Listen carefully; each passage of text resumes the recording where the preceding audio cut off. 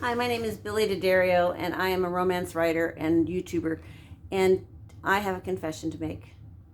I am lousy at grammar, and my particular sin is commas. And so, in order to get better at it, I have been using Strunk and White's Elements of Style, the Elements of Style. And so, and I have flagged all of the areas that I needed to flag. But here's some of the information that I've gleaned from this. Just use commas in a series of 3 or more terms with single conjunction after each term except the last. And here's what threw me on that one is I thought that you didn't have to have one after. I sometimes you didn't have to have, you could skip one.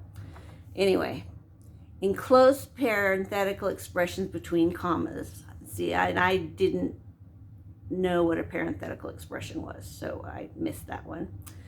Place a comma before a conjunction introducing an independent clause. See, I missed that one a lot.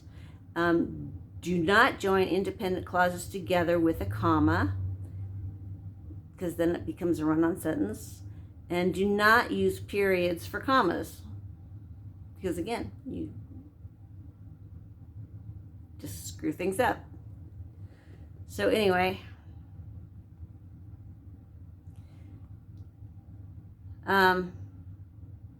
those are the basics that trouble me regularly, and thanks to Strunk and White, I have a place to go for advice on how to handle that comma trauma.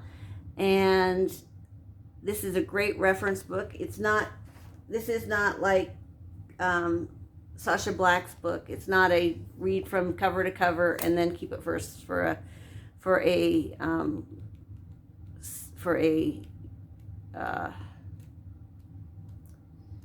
reference book. This here is just simply a reference book, and you can use it, pull it out whenever you need to. That's what this type of book is for. But it covers everything from, commas to hyphens to parentheses.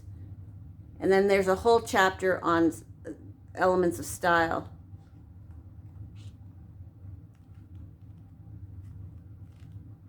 So,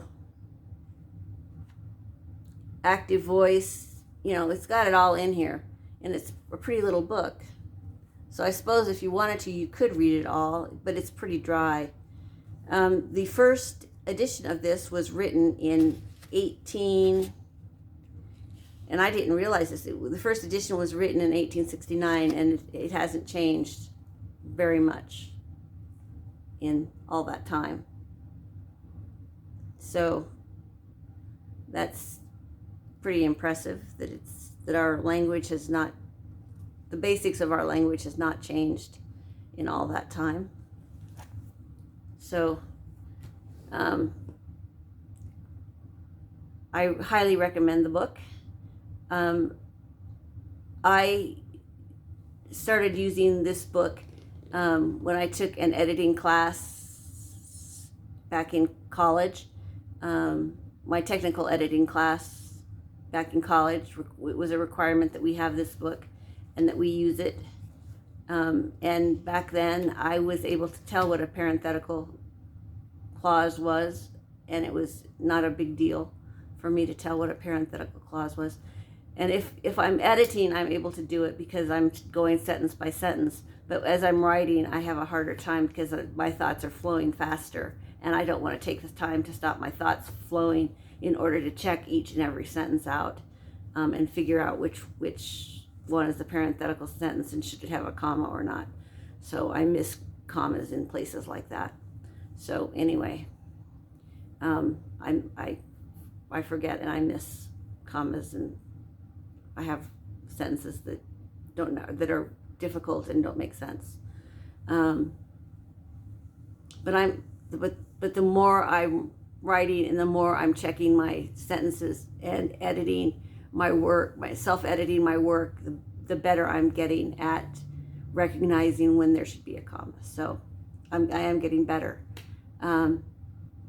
So in the comment box below, let me know what craft books you rely on to when you're self-editing, so that way I can give them a look and try them out.